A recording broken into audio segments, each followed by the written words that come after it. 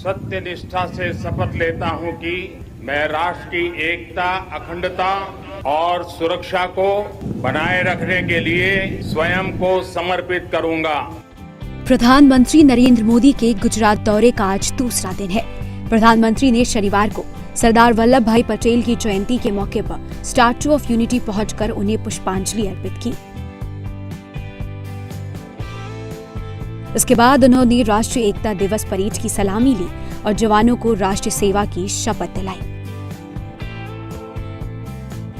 फिर कार्यक्रम को संबोधित करते हुए उन्होंने कहा कि कोरोना संकट में देश ने जिस एकता के साथ इसका मुकाबला किया, ऐसी ही एकता की कल्पना सरदार वल्लभ भाई पटेल ने की थी। देश वायरस से उबर भी रहा है और आगे भी बढ़ रहा है। आज देश कोरोना से उभर भी रहा है और एकजुट होकर आगे भी बढ़ रहा है। ये वैसे ही एकजुटता है जिसकी कल्पना लौह पुरुष सरदार वल्लभ भाई पटेल ने की थी। हम सभी की ये एकजुटता कोरोना के इस संकट काल में लौह पुरुष सरदार वल्लभ भाई पटेल को सच्ची श्रद्धांजलि है। साथियों, विपदाओं और चुनौतियों के बीच भी देश ने कई ऐसे काम किए हैं जो कभी असंभव मान लिए गए थे। इसी मुश्किल समय में धारा 370 हटने के बाद, आर्टिकल 370 हटने के बाद कश्मीर ने समावेश का 1 साल पूरा किया। इस दौरान पीएम मोदी ने पुलवामा हमले का जिक्र कर विपक्षी पार्टियों पर निशाना साधते हुए कहा कि राजनीतिक स्वार्थ के लिए ये लोग किस हद तक जा सकते हैं। पुलवामा हमले के बाद की गई राजनीति इसका उदाहरण है। मैंने भद्दी राजनीति सहन की।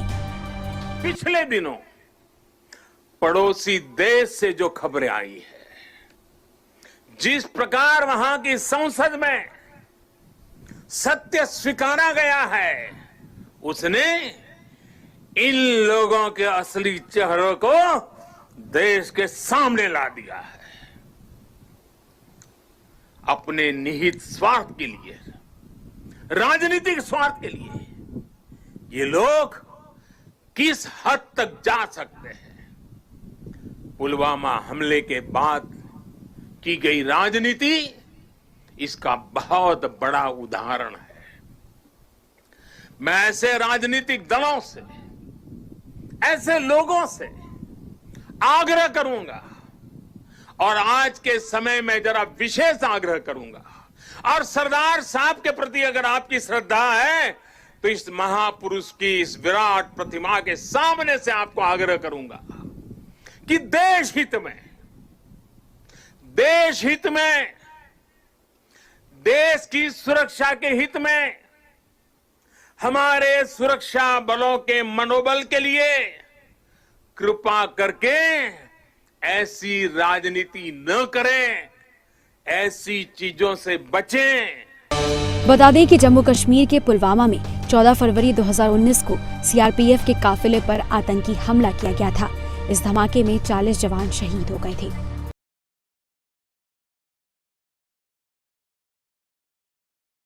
साउथ दिल्ली के देवली विधानसभा इलाके में संगम विहार स्थित बांध रोड पर दिल्ली सरकार के रेवेन्यू डिपार्टमेंट ने दिल्ली पुलिस, सिविल डिफेंस के अधिकारी और जवानों की मौजूदगी में बड़े स्तर पर डेमोलिशन की कार्रवाई की, जिसमें लगभग 100 से ज्यादा मकानों पर बुलडोजर चला दिया गया, जिसके कारण इन मकानों में रह रहे सैकड़ों परिवार सड़क पर आ गए हैं। दिल्ली सरकार के आला अधिकारी के अनुसार ये ग्राम सभा की जमीन थी, जिसे उन्होंने हाईकोर्ट के आदेश पर खाली करवाया है। पीड़ित लोगों की माने तो वो इस जगह पर 25 सालों से रहते आ रहे हैं। कईयों ने तो इस जमीन को अपनी मेहनत से और खून पसीने की कमाई से जोड़कर खरीदा था और डीडी ऑफिस में रजिस्ट्री भी करवा रखी थी। दिल्ली सरकार पर आरोप है कि उन्होंने लोगों की एक भी नहीं सुनी। हमारी वीडियो या कुछ भी आप लोग बनाते हो आगे तक क्यों नहीं पहुंचती है? हम हर जगह गए हैं, हर जगह गए हैं, हमारी बात आगे तक क्यों नहीं पहुंचाई जा रही है? क्यों हर जगह से डिलीट करी जा रही है? हम इतने पागल तो नहीं है, हम घर से बेघर हो चुके हैं। हमें या तो हमारे बनने नहीं चाहिए थे ये उन्हें उस चीज पे रोकना चाहिए था। बनने से पहले पैसे मांगते हैं ये लोग, ठीक है, चाहे वो कोई भी हो, ये भी पैसे मांगते हैं।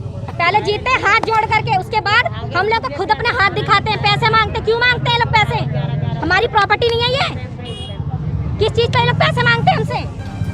मकान टूटने को लेकर लोगों में आक्रोश है। लोगों का आरोप है कि अगर ये गैर कानूनी था तो मकान बनाते टाइम डीडीए ने परमिशन क्यों दी और पुलिस वाले भी पैसे लेकर जाते थे। बहरहाल मकान टूटने के बाद से लोग सड़कों पर आ चुके हैं और लोगों की मांग है कि उनको मुआवजा दिया जाए।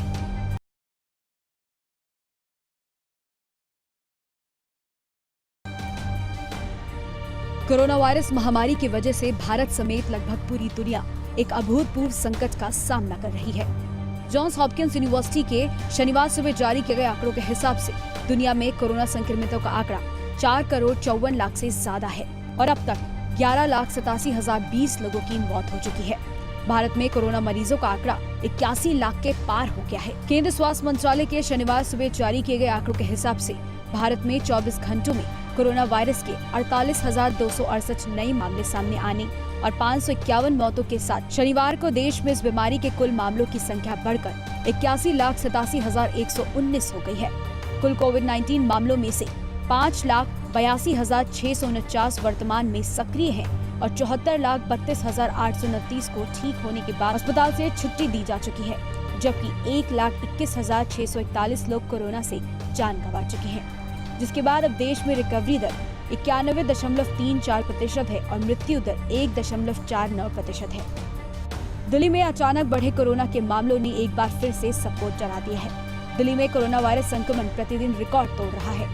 बीते 3 दिनों से कोरोना संक्रमण के लगातार 5,000 से अधिक नए मामले सामने आ रहे हैं और रोज पिछले दिन से अधिक केस दर्ज हो रहे हैं। राष्ट्रीय राजधानी में शुक्रवार को संक्रमण के एक दिन में सर्वाधिक 5,891 नए मामले सामने आने के बाद कुल आंकड़ा 3,81,644 पहुंच गया है। अगर हम और राज्यों की बात करें तो महाराष्ट्र कुल 16,72,858 मामलों और 43,837 मौतों के साथ कोरोना से सबसे ज्यादा प्रभावित राज्य बना हुआ है। इसके बाद आंध्र प्रदेश, कर्नाटक, तमिलनाडु और उत्तर प्रदेश है।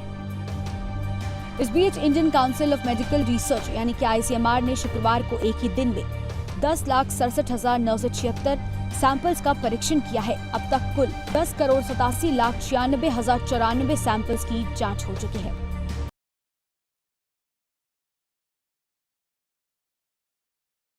राजस्थान का विधानसभा का सत्र शनिवार से शुरू हो गया। इस दौरान राज्य की अशोक गहलोत सरकार ने केंद्र सरकार की ओर से पारित कृषि संबंधी कानूनों के खिलाफ संशोधन विधेयक पेश किया। विधेयक को संसदीय कार्य मंत्री शांति धारीवाल ने पेश किया। इसके बाद शोकाभिव्यक्ति हुई और सदन की कार्रवाई सोमवार तक के लिए स्थगित कर दी गई। बता दें कि मोदी सरकार की ओर से कृषि बिल के पारित होने के बाद कांग्रेस सहित विपक्षी दलों ने इसका विरोध किया था। इसके बाद कांग्रेस शासित राज्यों ने पार्टी के केंद्रीय नेतृत्व की सलाह पर इन कानूनों को निष्प्रभावी बनाने के लिए राज्य में नए कानून पास करने का निश्चय किया था। राजस्थान से पहले पंजाब और छत्तीसगढ़ भी कृषि कानूनों में बदलाव कर चुके हैं। हाल ही में छत्तीसगढ़ में विधानसभा का विशेष सत्र बुलाकर छत्तीसगढ़ कृषि उपज मंडी संशोधन विधेयक 2020 चर्चा के बाद ध्वनिमत से पारित किया गया था।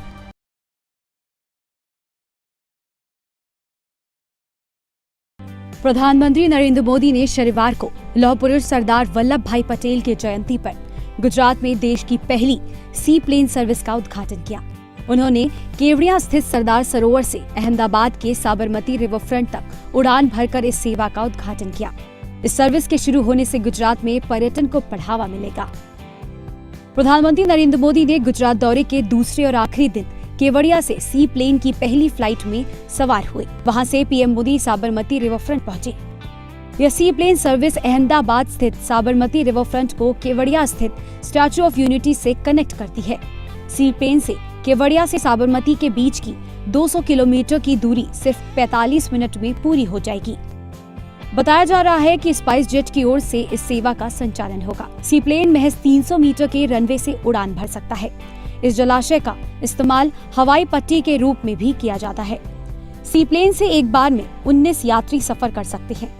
यह प्लेन बेहद हल्का होता है, कम ईंधन में भी उड़ान भर सकता है।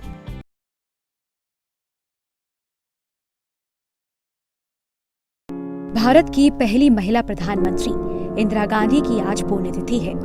इस मौके पर पूर्व प्रधानमंत्री इंदिरा गांधी को आज देश याद कर रहा है। आज यानी 31 अक्टूबर के दिन इंदिरा गांधी ने दुनिया को अलविदा कह दिया था। इंदिरा गांधी की आज 36वीं पुण्यतिथि है। इस मौके पर कांग्रेस नेता सोनिया गांधी और प्रियंका गांधी वाड्रा ने दिल्ली में मौजूद शक्ति स्थल पहुंचकर उन्हें श्रद्धांजलि अर्पित की। वहीं श्लोक लिखते हुए राहुल गांधी ने ट्वीट किया, अस्तो मां सद्गमय तमसो मां ज्योतिर्गमय मृत्योर्मां मृत्युम गमय। असत्य से सत्य की ओर, अंधेरे से प्रकाश की ओर, मृत्यु से जीवन की ओर। शुक्रिया दादी।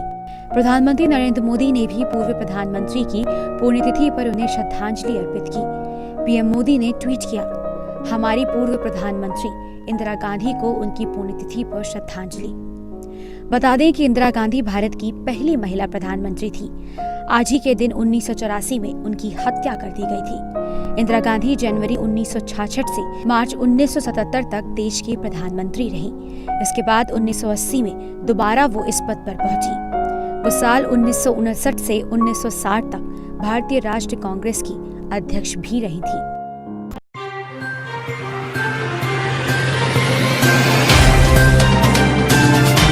Subscribe now and press the bell icon.